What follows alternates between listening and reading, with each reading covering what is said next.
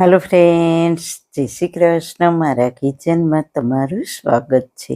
આજે આપણે બનાવીશું આદિવાસી હેર ઓઇલ, જે વાળ માટે ખૂબ જ ગુણકારી છે.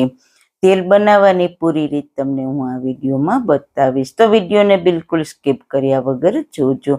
મિત્રો, બજારમાં ઘણી બ્રાન્ડના અલગ અલગ હેર ઓઇલ મળી જાય છે, પણ તે કેમિકલ્સ યુક્ત હોય છે. પણ તમે ઘરે બનાવશો તો તમને ખ્યાલ આવે કે તેમાં કઈ કઈ જડીબુટ્ટી ઉમેરી છે.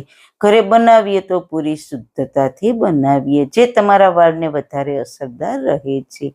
તો ચલો મારી સાથે અનેક ઔષધીય જડીબુટ્ટીઓથી ભરપૂર હેર ઓઇલ બનાવવાનું સ્ટાર્ટ કરીએ.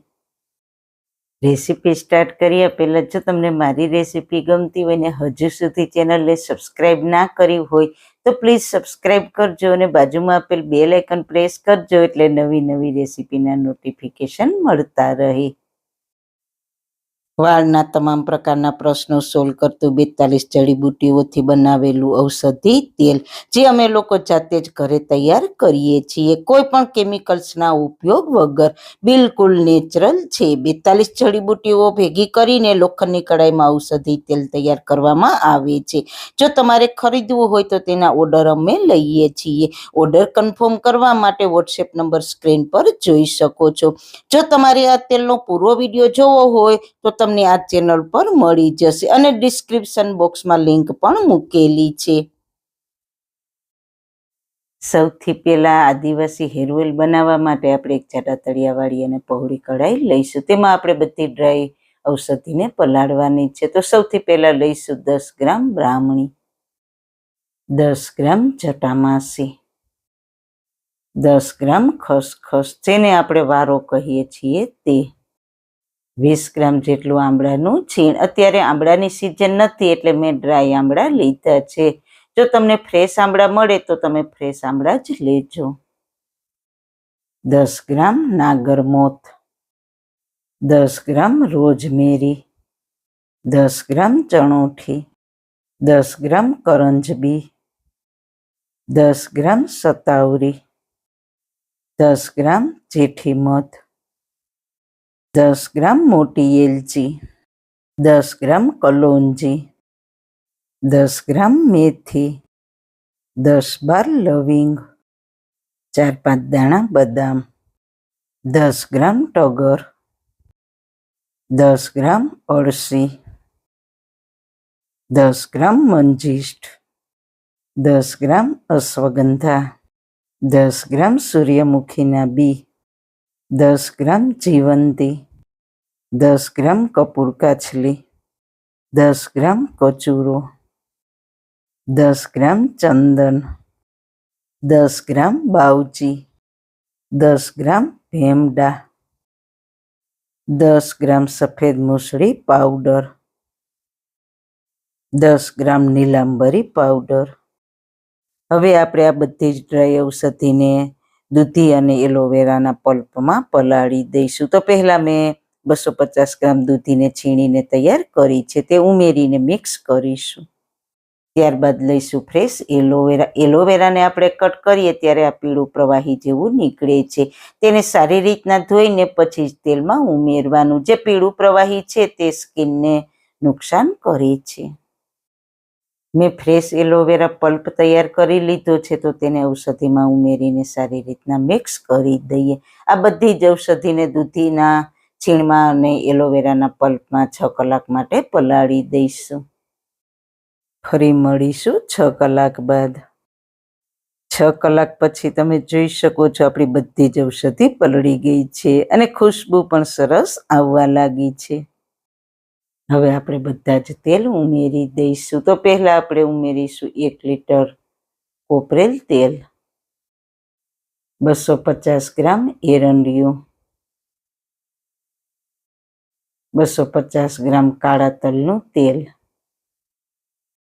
હવે આપણે જેને તેલનો રાજા કહીએ છીએ તે ભૃંગરાજ, ભાંગરો. તો મારી પાસે અત્યારે ફ્રેશ ભાંગરો નથી તો હું ડ્રાય ભાંગરો ઉમેરું છું. જો તમારી પાસે ફ્રેશ હોય તો તમે ફ્રેશ જ ઉમેરજો. થોડા તુલસીના પાન, 6-7 નાગરવેલના પાન, 15-20 લીંબોડીના પાન, થોડા મીઠા લીમડાના પાન, થોડા કડવા લીમડાના પાન, લીલી મહેંદીના પાન, થોડા જાસૂદના પાન, 6-7 જાસૂદના ફૂલ ઉમેરીશું. ફ્રેશ દેશી ગુલાબ ઉમેરીશું. આ બધી જ ઔષધિને સારી રીતના મિક્સ કરીને આપણે તેલને ઉકાળી લઈએ.